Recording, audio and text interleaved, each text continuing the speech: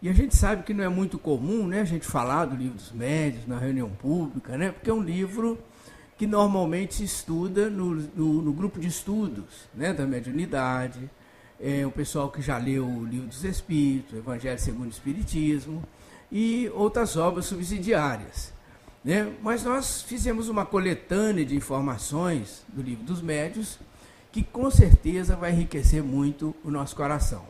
E essa coletânea ela se originou em função de termos lembrado agora em janeiro da publicação do Livro dos Médiuns, né, que foi 1º de janeiro de 1861.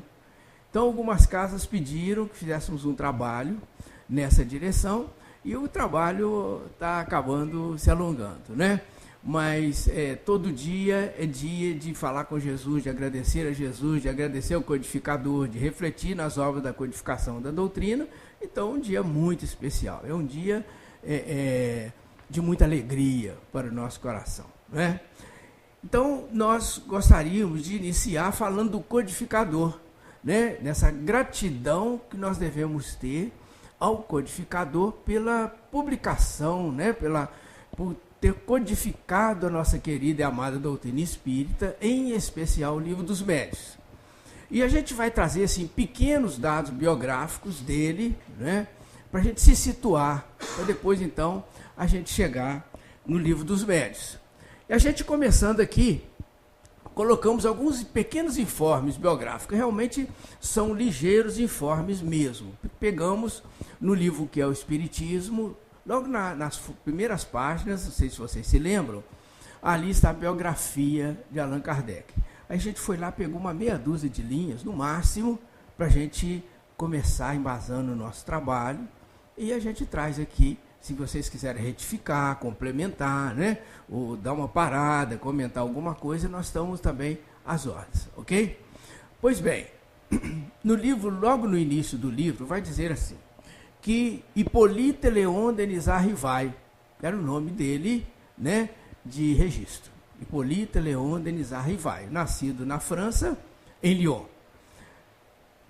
Ele, filho de uma família de classe média, teve o conforto e a felicidade de poder ir para uma escola extremamente preparada, que foi a escola de Yverdon, na Suíça, aos 10 anos de idade, né? Uma escola fundada por John Henrique Pestalozzi, fundada, estruturada, coordenada, administrada pelo método pestalozziano, que é um método que enfatiza extremamente a educação além da instrução.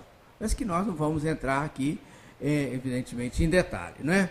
Então ele começou a estudar lá aos 10 anos de idade, né? Aos 19 anos, vai dizer para nós, a sua biografia, que aos 19 anos de idade, ele já era bacharel em Ciências e Letras. Bacharel em Ciências e Letras aos 19 anos de idade. Vai dizer mais o livro ainda, de que ele teria defendido a tese em medicina com brilhantismo. Com brilhantismo. Né? Ora, tese denota doutorado, não é? Porque tese é um trabalho conclusivo do curso de doutorado que é apresentado, né? Porque mestrado é dissertação e bacharel é monografia. Então, defendeu brilhantemente a sua tese, né? Então, doutor em medicina. Se a gente avançar mais uma linha lá no livro, né, o que é o Espiritismo, vai dizer assim, linguista insigne, falava corretamente o alemão, o italiano, o inglês e o espanhol. Falava também e podia se exprimir com facilidade no holandês. Evidentemente, além da língua natal dele, que era o francês. Então, a gente percebe, né, nas primeiras informações, a grandeza desse espírito, que já é pertencente à equipe do Espírito de Verdade, que foi o mentor espiritual coordenador de toda a chegada da doutrina espírita no plano físico, né, para a humanidade. Ele ainda no plano acadêmico, no plano físico, se preparou ainda mais. Olha só, vejamos mais um pouco. A gente pulou uma página ou duas lá no livro, se a gente olhar, a gente vai verificar isso. Vai dizer assim, no ano de 1849, encontramos no Liceu Polimático o professor Rivail, porque o nome dele era Hippolyte Léon Denisard Rivail. Depois nós vamos ver por que Allan Kardec, já, né? 1849. Isso significa que ele tinha 45 anos de idade. Né? Nasceu em 1804, 3 de outubro de 1804. Então, em 1849, ele estava no Liceu Polimático, vai dizer assim, lecionando as cadeiras de Física, Química, Fisiologia e Astronomia. Então, significa que ele teria feito mais cursos, outros cursos, além da pedagogia, que foi um dos cursos que mais ele utilizou na codificação da doutrina espírita. Olha que extraordinário, né? Em pouco tempo, e em pouco tempo fez muito mais que nós vamos avançar, ainda que a gente vai poder refletir sobre, né? Então, lá diz assim, né? 1849, no Liceu Polimático. O que é polimático? Né? Segundo o dicionário Ruais, é um instituto que estuda várias ciências. Então, muita ciência nessa instituição, e ele lá lecionando essas cadeiras de Fisiologia, Física, Química e Astronomia. Ele foi escritor, muitos livros sobre educação, né? Os seus livros vendiam na Europa, especialmente na França, até porque ele dependia da venda desses livros para seu sustento. Então, seus livros vendiam, assinado Hippolyte Léon Denisard Rivail, professor Hippolyte. Daí, aí sim a gente começa a entender por que ele começa a assinar as obras dos espíritos, assinando Allan Kardec. Porque os espíritos vão orientá-lo para que ele adote um pseudônimo de um nome que ele havia tido em reencarnações anteriores para as obras dos espíritos, Allan Kardec. Então, continuou tranquilamente vendendo na França o livro do professor Rivail, assinado Hippolyte Léon Denisard Rivail, e o livro dos Espíritos, ou os livros dos Espíritos, né, assinado Allan Kardec. Fantástico, né? E a gente começa, percebe que beleza das informações. A gente pegar o livro que é o Espiritismo, então nós vamos ver, a gente falou aqui meia dúzia de linhas, né? A gente vai avançar mais, precisamos chegar no livro dos médiuns. Eu anotei aqui, para que não houvesse esquecimento, das Reflexões Espíritas. O que é Reflexões Espíritas? Foi um livro ditado pelo Espírito Viana de Carvalho. Eu coloquei MVC ali, Emanuel Viana de Carvalho. A gente fala mais Viana de Carvalho, talvez para não confundir com Manuel Filomeno de Miranda, não sei, mas a gente usa mais Viana de Carvalho. Então, o benfeitor espiritual Viana de Carvalho, quando o livro dos Espíritos, parece que a gente vai misturar um pouquinho, mas não vamos não. Quando o livro dos Espíritos, que foi editado no ano de 1857, fez um centenário do livro dos Espíritos. Então o benfeitor espiritual Viana de Carvalho, ele vem e dita um livro, alguns livros, em especial o livro Reflexões Espíritas e o livro A Luz do Espiritismo. Ele dita esses livros a psicografia do Divaldo Franco. Maravilhoso, precisamos ler esses livros, porque são muito lindos, né? Mas nós só pegamos lá 2 parágrafos. Por que nós estamos dizendo isso, né? Porque ele conta nesse livro para a gente que naquela época, Hippolyte Léon Denisard Rivail, que ainda era Hippolyte, professor Hippolyte, né? Ele, com todo esse cabedal acadêmico que ele tinha, conhecimento que ele tinha, ele convivia com os homens doutos, né? Filósofos, cientistas, né? Aqueles homens que tinham muito poderes financeiros, de títulos e tudo mais, né? Era a sociedade normal que ele convivia. Então vai dizer o benfeitor espiritual para nós que se reuniam com frequência numa academia chamada Academia de Ciências. Filósofos, cientistas se reuniam porque a sociedade era muito cética na época, né? Os homens estudavam muito, instruíam muito, mas deixavam, né, os valores da alma para trás, né? A luta pelo poder, pelos títulos, pelo poderio financeiro, né? E tudo mais. Então eles se reuniam e começavam a discutir sobre a existência do universo, a origem do universo, a origem do homem, se existia alma, se não existia alma e tudo mais, né? Então diz Viana de Carvalho que um belo dia, eles reunidos lá, naquele anfiteatro, naquela academia, um cientista cujo nome é o Dr. Lacour. Notei só o primeiro nome, porque não havia necessidade de falar muito francês aqui, não é? O Dr. Lacour se levanta e diz lá no meio das pessoas que eles haviam dissecado centenas de cadáveres e não tinham encontrado alma em nenhum deles. Por consequência, concluía ele, não existia alma. E disse mais: ciência e razão são os meus deuses, no meio da pessoal. E as pessoas, então, diz o benfeitor, que arrancou das pessoas gargalhadas sarcásticas e aplausos no meio das pessoas. Era o que normalmente acontecia nas reuniões desses cientistas. Mas o Pai Celestial, na sua misericórdia, para mostrar que ele está vigilante a todo instante, Ah, mas por que isso está acontecendo aqui no país, no mundo? Porque o Pai Celestial permite. Porque existe um controle central que comanda os mundos, melhor dizendo, comanda os mundos. Então, passou aquele dia, passaram outros dias.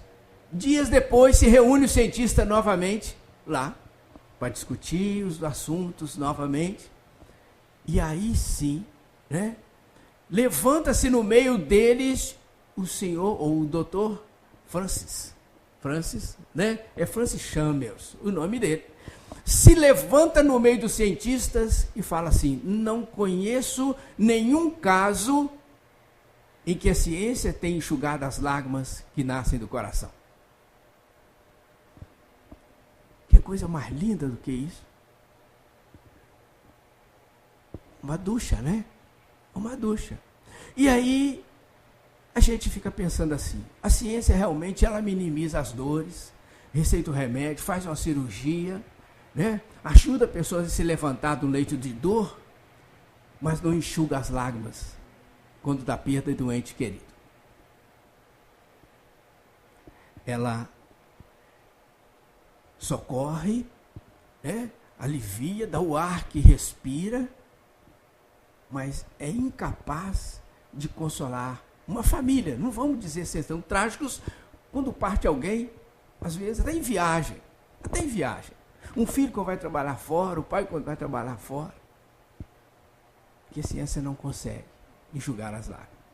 E eu fiquei lembrando daquele caso de um amigo meu, que algum tempo atrás, ele desencarnaram dele um filho e um neto. E no cemitério, no velório, ele falava comigo assim: senhor Geraldo, vou dizer uma coisa para o senhor. Eu sempre me preparei para ser enterrado pelo meu filho e pelo meu neto. Mas jamais eu esperava enterrar o meu filho e meu neto. Porque num desastre de automóvel, ambos haviam sucumbido. E o vovô e o papai estavam desesperados. E tem hora que a gente não tem o que dizer, a gente tem que abraçar o amigo e chorar junto. Porque é muito pesado. E a ciência não resolve. Aquele amigo, uns 30 dias depois, encontra comigo e fala assim: olha, vou falar uma coisa para você, hein? O que me salvou naquele dia que eu achei que eu fosse desencarnar, que eu fosse morrer, porque o credo religioso dele é outro. O que me salvou naquele dia é que eu ganhei uns 200 abraços. Uns 200 abraços. E eu fiquei pensando assim: a ciência não resolvia o problema. Os abraços tinham que resolver. As lágrimas, a ciência não enxuga. E ele não sabia que em cada abraço daquele, as energias divinas iam passando para o seu coração, da sua família, para aqueles que tinham mudado de dimensão. Porque Deus é assim, Ele ajuda um através do outro. E já ajuda um filho através do outro filho. Extraordinário. Como nós já estávamos com esse trabalho na nossa mente, nem pesquisa, mas é maravilhoso. Porque a espiritualidade estrutura o trabalho mandando o material. Nosso trabalho é só juntar mais ou menos. Porque já veio o material para o nosso coração. A gente avançou mais, precisamos avançar, não é? Nessa fase, então, já estavam os espíritos anunciando, como eles dizem lá no livro dos Espíritos, na introdução, os imortais estão de pé. Nós estamos aqui, como se estivesse falando silenciosamente, através de efeitos físicos, falando, gente, a vida continua além do túmulo, como já existia antes do berço. O que estavam dizendo para a humanidade? Através de efeitos físicos, chamando a atenção para que alguém falasse, vamos pesquisar isso, vamos entender o que eles estão falando para nós. E as mesas giravam num pé só. Por isso que tem um fenômeno chamado das mesas girantes. As mesas rodopiavam, as cadeiras andavam. Tinha o Sohome, um médium de efeitos físicos extraordinário. O Sohome sentava no sofá, ia no teto e voltava. E nós, meio que incrédulos, falava assim, né? Pensava assim, né? Eu acho que foi ilusão de ótica, não é verdade, não, ele não foi, não. Até que os espíritos sentam o Sohome no sofá, ele vai lá no teto, faz um X e volta. Aí nós olhamos o X e falamos, ele foi mesmo, tem lá um X lá. E é assim, né? E os homens se reuniam à noite em vários locais para se divertir com o fenômeno das mesas girantes. E eles falavam lá, quantas vezes, né, para as mesas, entre aspas, né, faziam uma pergunta e falavam, se for sim, dá uma batida. A mesa dava uma batida. Se for não, dá 2 batidas. A mesa, 2 batidas. E eles ficavam apostando e anotando aquelas respostas. Até uma fase em que essa situação foi se desenvolvendo, né? Já não era só mais por batida, nem existia um lápis, se colocava num cestinho, o médium, alguém punha, o médium no caso, né? Punha a mão por cima, escrevia. E chegaram alguns amigos do professor Hipólito, que até então era Hipólito, Leon Denis Arrivai, convidando-o para ir na casa da senhora Plena Maison, né? Colocamos o nome aqui também, né? Para que, então, ele examinasse aquilo, para que ele assistisse a uma noite de encontro lá, para ele entender como que era aquela situação. Ele falou, não, eu não vou, porque até que me prove que uma mesa tem inteligência, eu vou considerar isso uma fábula para provocar o sono. E não foi. Mas chega o Fortier, o Didier e outros amigos dele insistindo, e ele acabou um dia indo na casa da senhora Plena Maison. E chegou lá e encontrou uma reunião mediúnica. Vários médiuns, né? E ele se assenta e começa a observar. Porque ele era pesquisador, consciente, pés no chão, né? Equilibrado, né? Tranquilo, começou a observar. Entregaram para ele, naquela oportunidade, 55 cadernos de perguntas e respostas, que eles já tinham compilados de falar com os espíritos através de vários médiuns. Para ele ver o que fazia com aquilo, que eles não sabiam. Ele pega os cadernos e começa, então, a pesquisar. Observou, né, como que as coisas aconteciam, e ele começa, então, a esse trabalho de pesquisa. Mas olha que algo maravilhoso.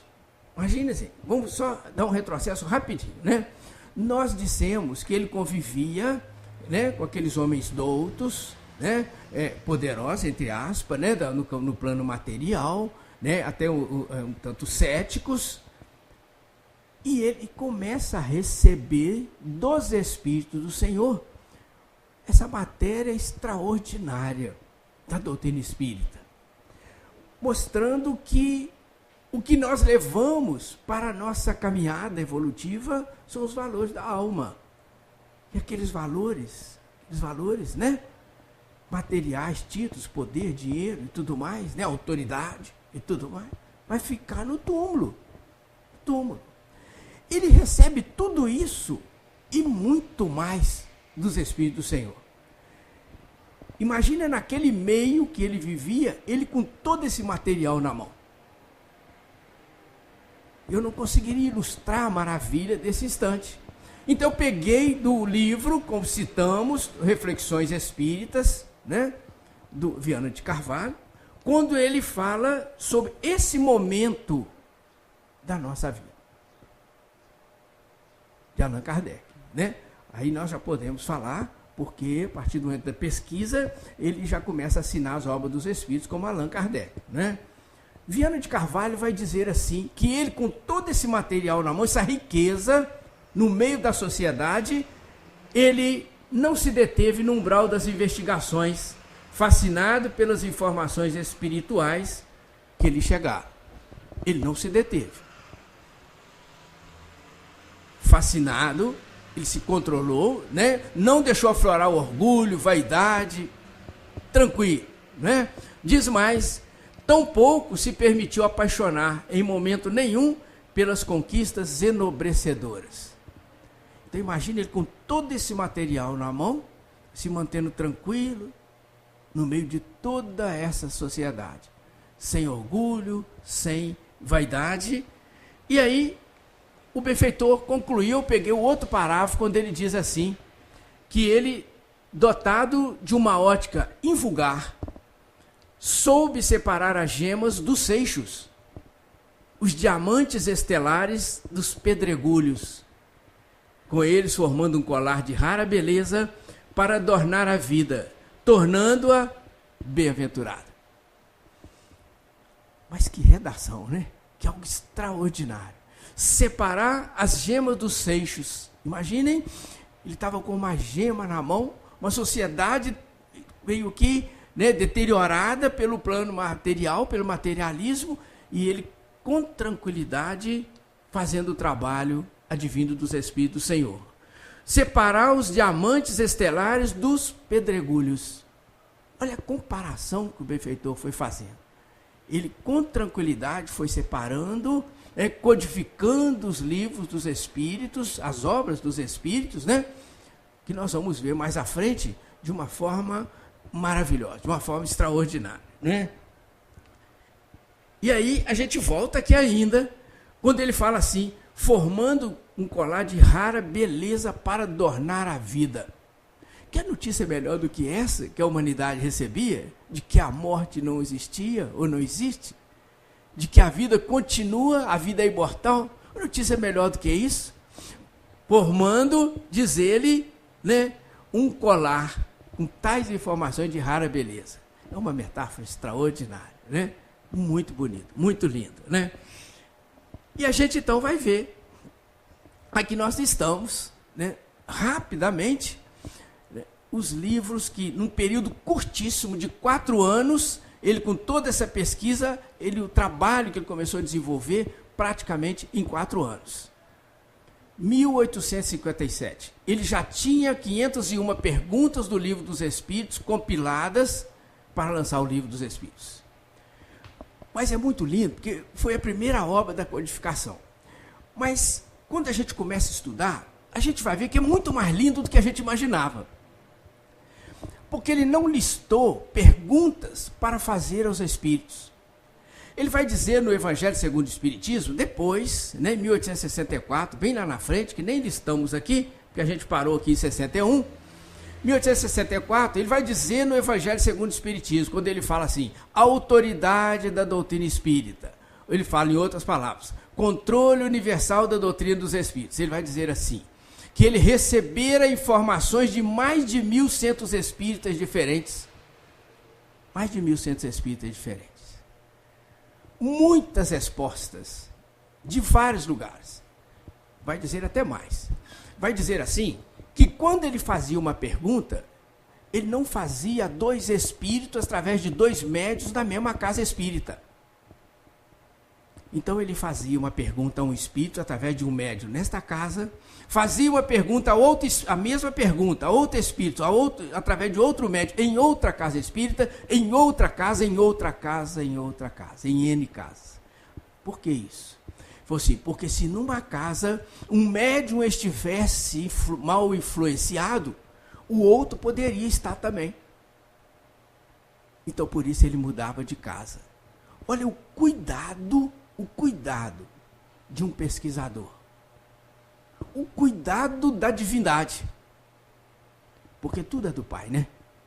Cuidado do Pai, que tanto inspirava quem perguntava, quanto quem respondia. Maravilhoso. Isso ele vai dizer lá no Evangelho, bem depois.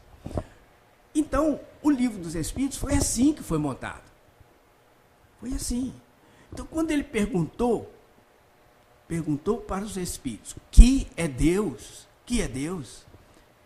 Não foi um espírito que respondeu e ele falou, anotou, falou, é essa a resposta. Não.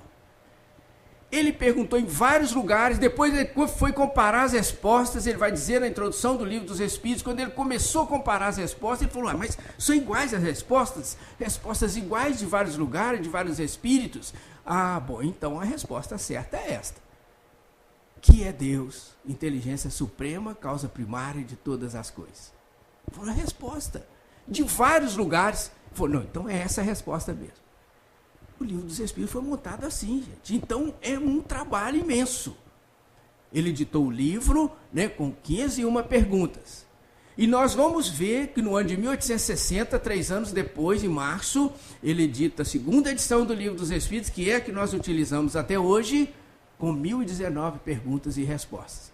17 capítulos de introdução, 2 páginas de prolegômenos. Quem assinou o prolegômeno do Livro dos Espíritos? São João Evangelista, São Vicente de Paulo, São Luís, Santo Agostinho, Sócrates, Swedenborg, Platão, etc, etc.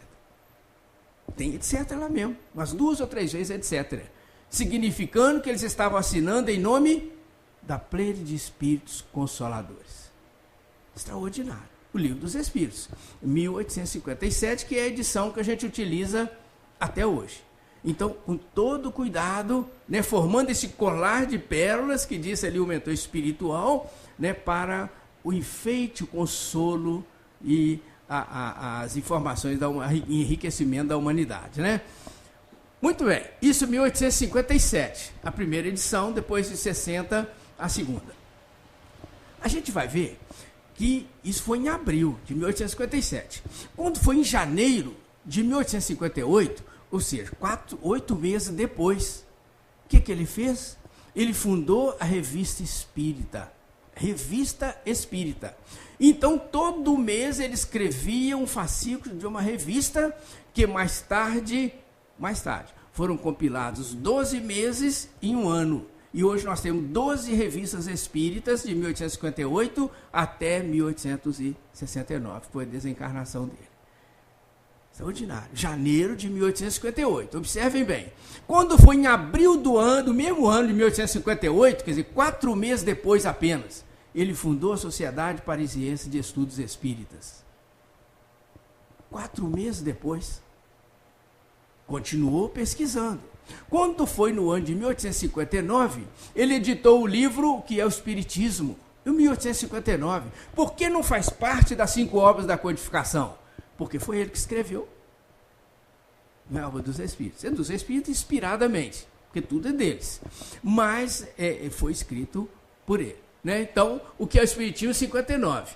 E aqui a gente pega, depois o Livro dos Espíritos, como dissemos, em 1860, em março, né? A segunda edição, e o Livro dos Médiuns, depois, 1º de janeiro de 1861. Observem que em 1860, em março, aqui em 59, aqui já em março, e depois já janeiro de 1861, o Livro dos Médiuns. Extraordinário. O Livro dos Médiuns traz 350 itens. 350 itens. Em vários desses itens, existem subitens. Costuma ter 30 subitens no item. São 350 itens. Não vamos falar capítulo não, porque não tem necessidade, porque os itens são em sequência. Né? Depois desses 350 itens no Livro dos Médiuns, o que acontece? Vem ali o Estatuto da Sociedade Parisiense de Estudos Espíritas. Estatuto este tão atualizado, que as obras divinas são assim, né, gente? É para todos os tempos. Porque se fatiar do tempo, 24 horas, 1 hora, 60 minutos, 1 década, 1 século, isso é coisa da sociedade. É humano, para que a gente possa se orientar, porque o tempo ele é estável, ele é de Deus. O tempo é de Deus. Então, essa situação toda que acontece, não é? Acontece, de uma forma estável. A gente foi dividido, porque nós precisamos disso, né? Precisamos, né? Em anos, né? de uma forma assim, didática, pedagógica e tudo mais, para facilitar para nós. Então, depois da sociedade, do estatuto, lá depois do item 350, vem o Estatuto da Sociedade Parisiense, e eu falei que é tão atualizado que se nós pegarmos o Código Civil Brasileiro, que foi atualizado em 2003, 2002, depois é alterado em 2003, cláusulas que estão lá no Estatuto da Sociedade Parisiense, daquela época, estão no Código Civil Brasileiro hoje. Tanto que muitos modelos de estatuto que a FEB publica no site, ou a União Espírita Mineira, as federativas e tudo mais, né, tem cláusulas que estão atendendo ao Código Civil Brasileiro. Se a gente for comparar, a gente vai ver que tem cláusula parecidíssima com o Estatuto da Sociedade Parisiense de Estudos Espíritas do ano de 1858. Extraordinário, né? Pois bem, depois do estatuto que tem lá no Livro dos Médiuns, né, a gente vai ainda ter, para enriquecimento nosso, 34, se não me engano, 34 comunicações de mentores espirituais que constam lá. Nós não vamos dizer 34 mentores, porque tem mentores que dão várias comunicações. São Luís, por exemplo, tem várias comunicações. A Santo Agostinho tem várias. Mas são 34, 33 ou 34. Fechando o Livro dos Médiuns. Essa obra magistral. Então a gente começa, mas é extraordinário tudo isso. Nós precisamos perceber o volume de trabalho que ele teve e muito mais, porque se a gente for seguir um pouquinho mais aqui, ó, nós vamos ver que em 1862 ele já publicou o livro Viagem Espírita, porque ele começou a viajar também para ver como que a sociedade, o mundo, a Europa e tudo mais, estavam recebendo as informações dos espíritos. Então a gente vai ver que o trabalho é muito maior do que isso aqui. Mas se a gente dá uma paradinha por aqui, por quê? Nós precisamos falar um pouco do Livro dos Médiuns. Estamos falando e tudo mais, mas precisamos extrair algumas pérolas lá de dentro do Livro dos Médiuns. E eu queria mostrar aqui o seguinte, porque, dá licença aqui, tá, gente? Isso aqui é o Livro dos Médiuns, isso, né? Fala assim, mas o que é o Livro dos Médiuns? Né? Aqui na folha de rosto do Livro dos Médiuns, vai dizer assim, a letra está bem miudinha aqui, mas assim, vai falar para a gente assim, olha só, Guia dos Médiuns e dos Evocadores. Guia dos Médiuns e dos Evocadores. Aí no resuminho, 4 linhas aqui, ele falou assim, ó, ensino especial dos espíritos sobre a teoria de todos os gêneros de manifestações, os meios de comunicação com o mundo invisível, o desenvolvimento da mediunidade, as dificuldades e os tropeços que se podem encontrar na prática do espiritismo, constituindo o segmento de O Livro dos Espíritos. Essa aqui foi a segunda obra da codificação, são 5, né? Então, o primeiro Livro dos Espíritos, o Livro dos Médiuns, 1861, 1864, o Evangelho segundo o Espiritismo, 1865, o Céu e o Inferno, e 68, o livro A Gênese. Então, são 5 obras. Então, esse constituindo o segmento do Livro dos Espíritos, diz ele aqui. Então, esse livro, imaginem só, a gente com essa série de informações, nós estamos falando a humanidade, a sociedade, essa série de informações. Para quem estava lutando para ter mais diploma, para ter mais dinheiro, para ter mais poder, para mandar aqui, mandar ali, de repente recebe essa quantidade de informações do mundo espiritual. Recebe mais o Livro dos Médiuns, precisava de um roteiro para ver como que as pessoas iam lidar com isso, tudo isso. Aí veio o Livro dos Médiuns, para nortear o estudo e a prática do Espiritismo. Mas o que ocorre com o Livro dos Médiuns? Então, como nós dissemos na abertura da nossa fala, é um livro que as pessoas vão estudar quando participam dos grupos de estudos das casas. Quando as pessoas já estudaram o Livro dos Espíritos, estudaram o Evangelho segundo o Espiritismo, outras obras clássicas ou subsidiárias, a pessoa tem um embasamento. E de acordo com as orientações de cada casa, a pessoa então vai sendo conduzida. É assim. Só que existe algo básico no Livro dos Médiuns. Para que isso aconteça, existe uma base que nós temos que ter.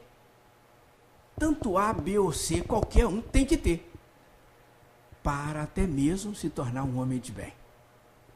Olha onde que o livro dos médios leva a gente. Porque quem não quer se tornar um homem de bem? Quem não quer fazer com que o nosso filho, o nosso neto, comece a ser moldado o seu caráter para que seja um cidadão de bem? Então, essa base todos nós temos que ter. E é aí que a gente pegou no livro dos médios. É aí que a gente pega para que a gente possa entender melhor. Nós pegamos 4 itens apenas, ou melhor, parte de 4 itens que a gente pega no livro dos médios. Né? Pegamos o item 28. 28. Olha o que diz para nós Allan Kardec.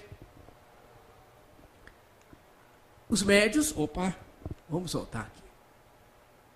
Isso, né? Ele vai falar do tipo de espíritas. Os tipos de espíritas. Alguns tipos. Então ele vai dizer para nós, né? Dos espíritas experimentadores. Que espírito experimentador? Aí ele vai dizer: os que creem pura e simplesmente nas manifestações.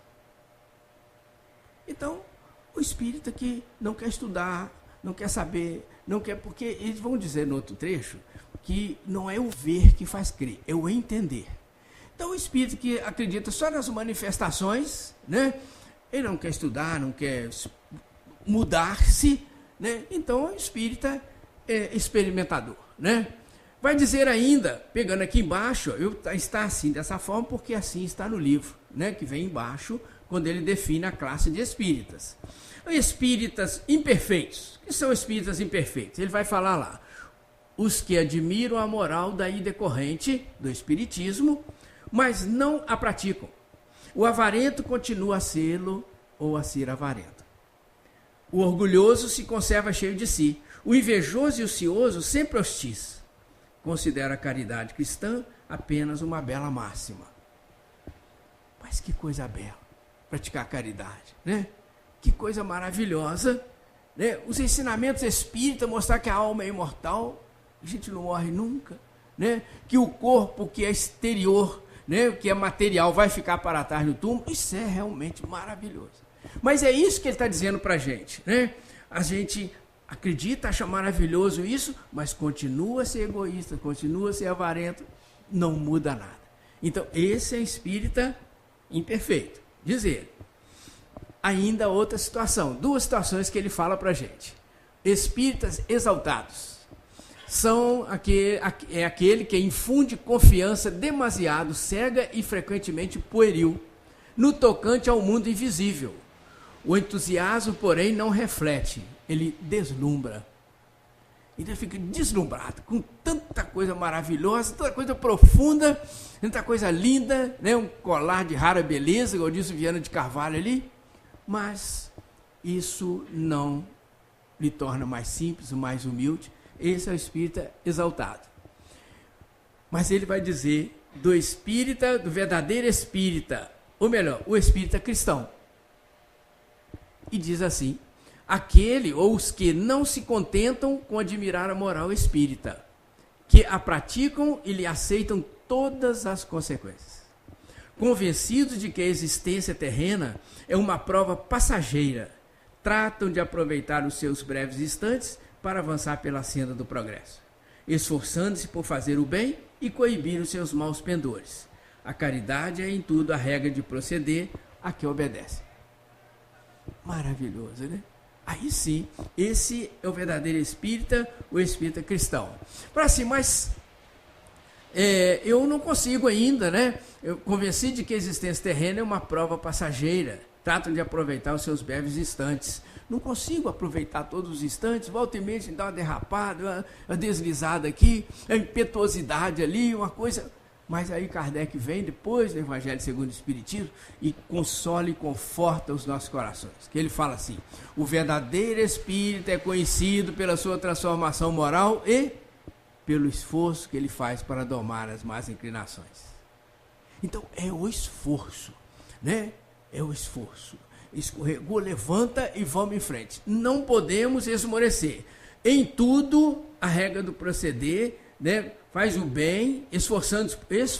Olha aqui, ele já até falou tudo aqui. Esforçando-se por fazer o bem e coibir os malpendores. O grande desafio do médium, 24 horas por dia.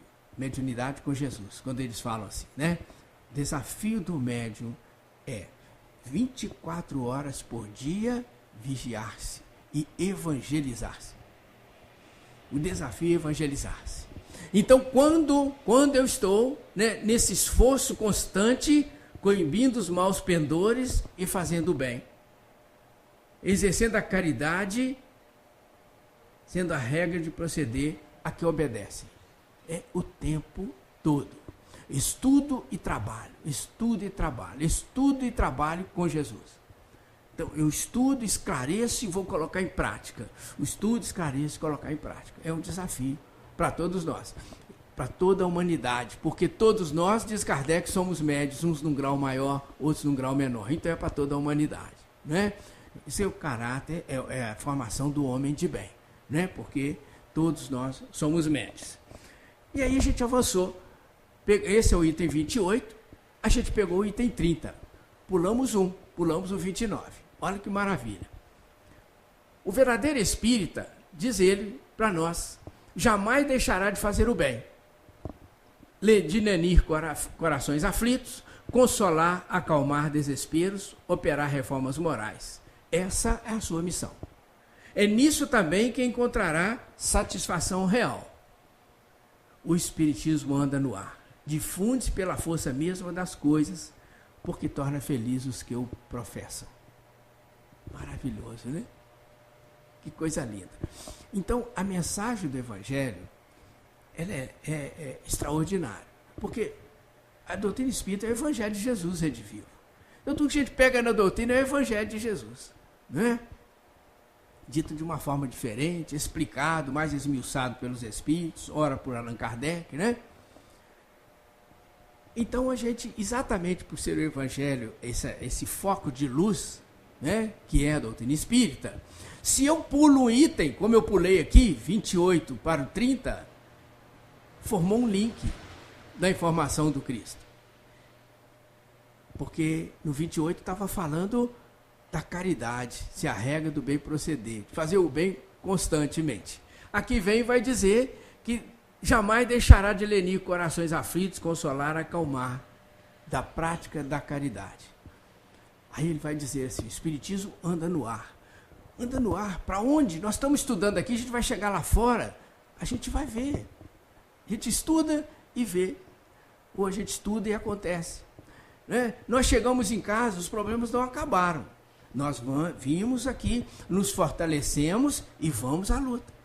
Porque é a luta que nos fortalece, né? Nos fortalece. A caminhada, tudo mais, fortalece o corpo, mas a luta no aprimoramento da alma nos torna mais robustos, mais fortalecidos, né? Mas a gente vê que ele fala que o Espiritismo anda no ar, difunde-se pela força mesma das coisas, que torna feliz aqueles que o professam.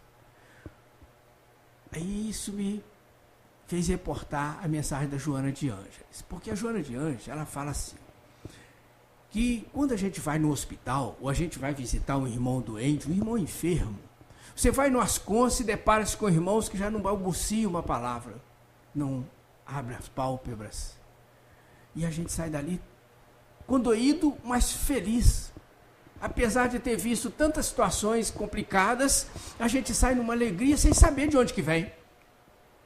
A gente lembra de Kardec quando ele fala, o Espiritismo anda no ar, o Evangelho anda no ar.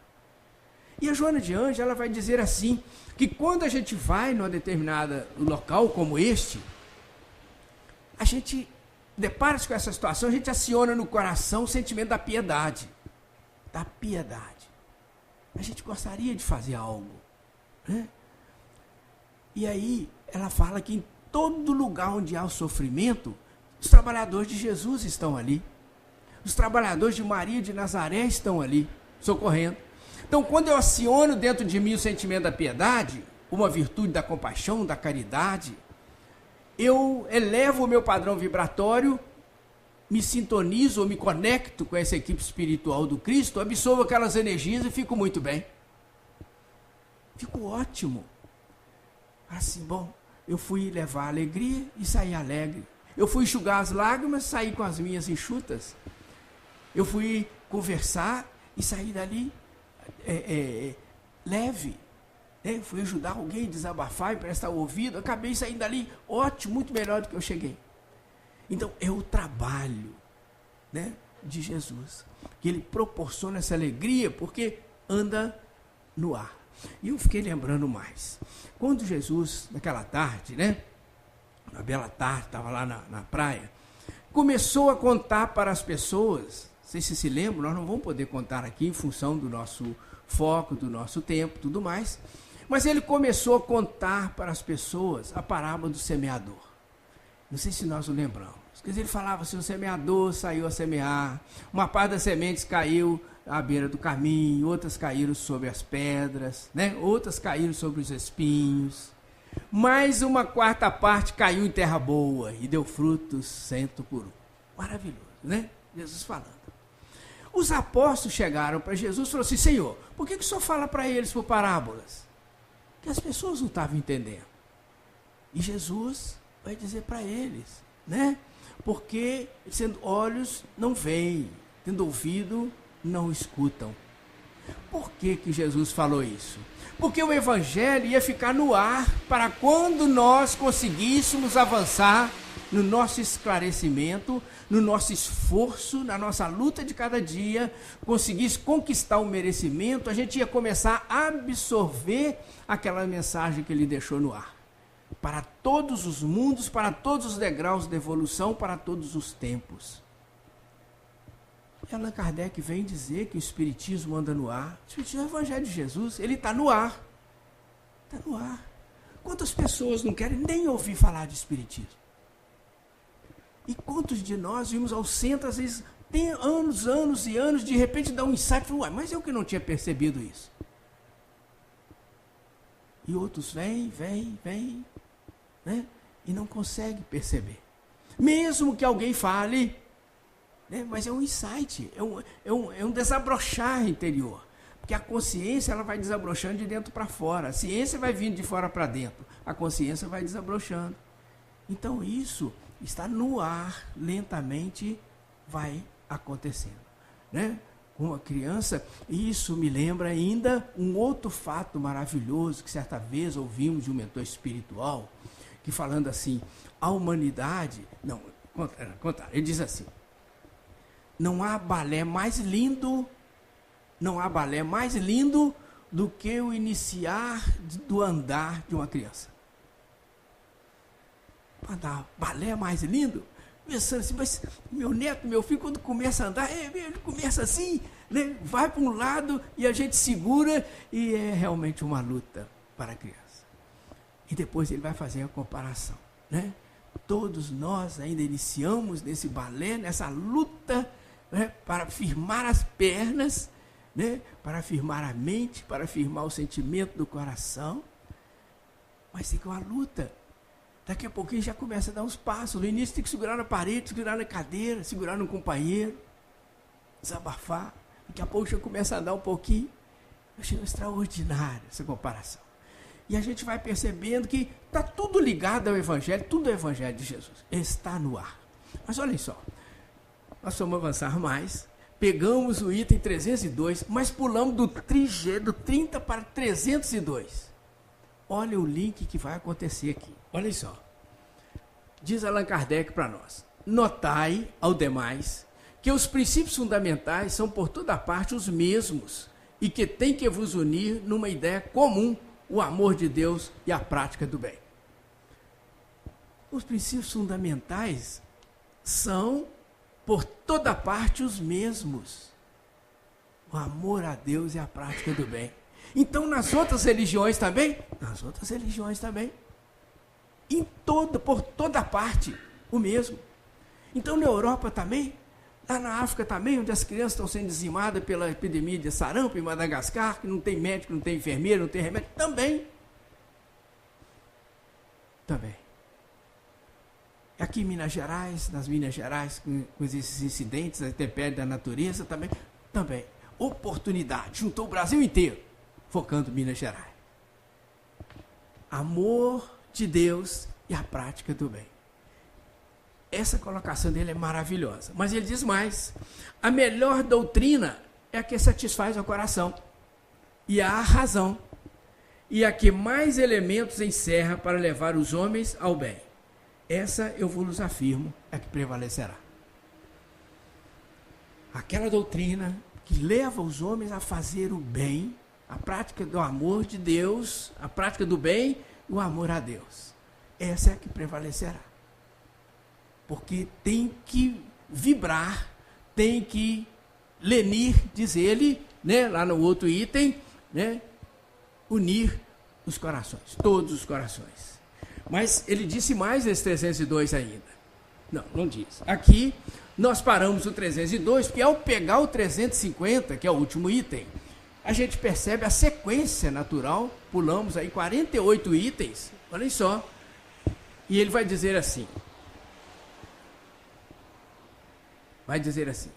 se o Espiritismo, conforme foi anunciado, tem que determinar a transformação da humanidade, claro é que esse efeito ele só poderá produzir melhorando as massas, o que se verificará gradualmente, pouco a pouco, em consequência do aperfeiçoamento dos indivíduos. Que importa crer na existência dos espíritos se essa crença não faz com que aquele que a tem se torne melhor, mais benigno e indulgente para com seus semelhantes, mais humilde e paciente na diversidade. Então, só se pode melhorar as massas, né, a sociedade, se houver a melhora dos indivíduos. Por que nós estamos estudando aqui? Porque eu me esforço para melhorar, o outro se esforça, o outro se esforça, o outro se esforça, nós vamos irradiando isso na humanidade, né? Nós vamos irradiando isso e não há mal que resista à irradiação do amor. Então, à medida que nós nos melhoramos, melhoramos a sociedade como um todo. Mas tem muito mais ainda nesse sentido. Querem ver? Aí ele vai dizer assim, de que serve ao avarento ser espírita se continua avarento? Ao orgulhoso se conserva cheio de si? Ao invejoso se permanece dominado pela inveja? Assim, poderiam todos os homens acreditar nas manifestações dos espíritos e a humanidade ficar estacionária. Porque se o conhecimento espírita não fizer a gente mudar, vai ficar do mesmo jeito. Nós vamos desencarnar, vamos voltar, desencarnar, vamos voltar, tudo da mesma maneira. Da mesma maneira. Né? E o pior, às vezes vai desencarnar e depois vai ter que reencarnar num planeta muito pior. Né? Começar a inventar o fogo, inventar a roda de novo, para a gente poder ver que é preciso se transformar. Né? Aí ele vai dizer, ó, tais, porém, não são os desígnios de Deus.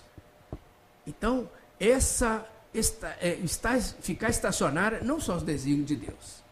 Para o objetivo providencial, quer dizer, da providência, portanto, é que deve entender todas as sociedades espíritas sérias, grupando todos os que se acham animados dos mesmos sentimentos. Então, haverá união entre elas, simpatia e fraternidade. Que coisa linda, né? As sociedades espíritas sérias, grupando todos que se acham animados dos mesmos sentimentos. Por isso, gente, que a gente fala, né, quando nós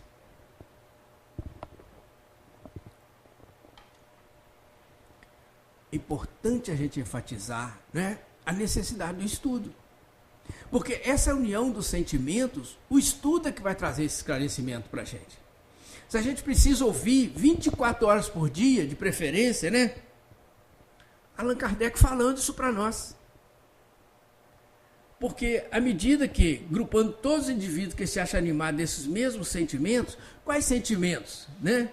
Sentimentos de caridade, deixando o orgulho de lado, deixando, né, da avareza e tudo mais, os vícios em geral, de tal forma que a gente se torne, a sociedade espírita, ela se torne, aliás, eu vou falar mais uma citação do Espírito Viana de Carvalho lá, nesse livro, que eu não me lembro agora se é Reflexões Espíritas ou A Luz do Espiritismo, mas com certeza num dos dois, né? Onde ele fala assim, o Espiritismo é como, tem que ser, deverá ser, como um bloco granítico inamovível.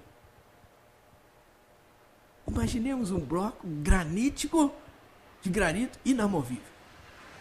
Então, mas à medida que há esta união, né, grupamento de todos que se acham animados dos mesmos sentimentos.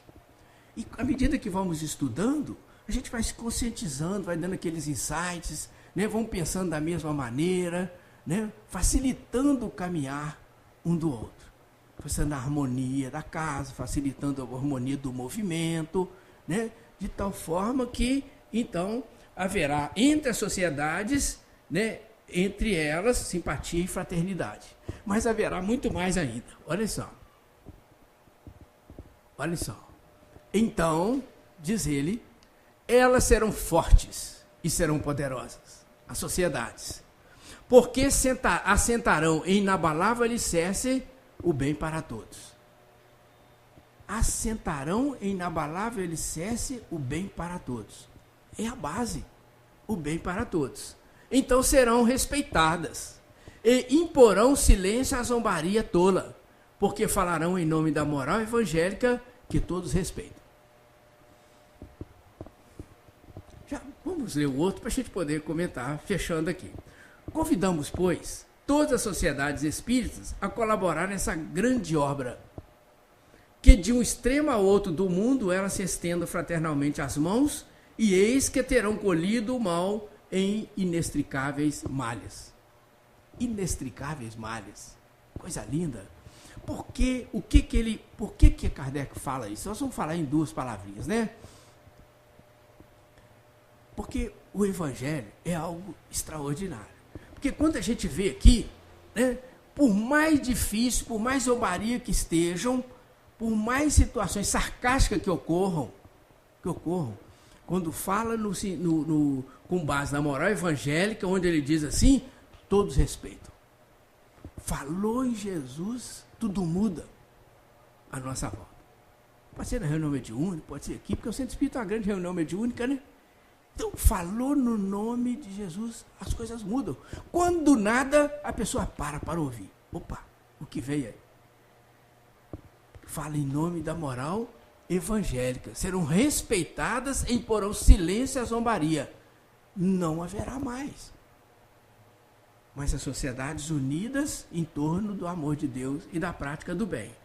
Quando ele diz aqui, convidamos, pois, a sociedade espírita a colaborar nessa grande obra, que de um extremo ao outro do mundo elas se estendam fraternalmente as mãos, e eis que terão colhido o mal em inextricáveis malhas. Eu acho lindíssima essa expressão final de Allan Kardec, né? Porque esse colher o mal em inextricáveis malhas, em outras palavras, ele está dizendo assim, haverá o bem em todas as direções. Pois o que é o mal?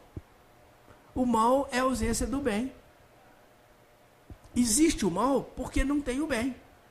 À medida que houver o bem começar a irradiar do coração das criaturas, não haverá mais mal. Foi colhido inextricáveis males? Sim, acabou. Acabou, foi diluiu-se. Porque não há mal em direção alguma que resista à irradiação do amor. Porque quando nós conseguirmos isso, as sociedades serão fortes, serão fraternas, serão solidárias, né? E o mal não existirá mais.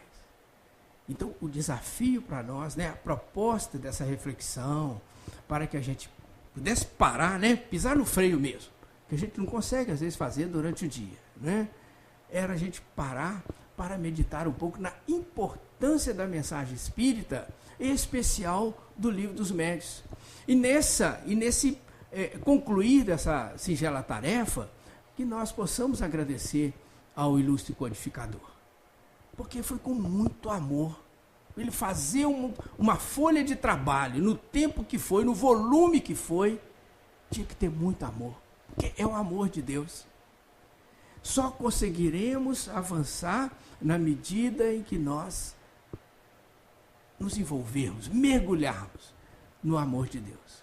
E é esse amor que conduz o mundo, é esse amor que administra os mundos, é esse amor que nos dá a vida. É a vida, é o amor de Deus.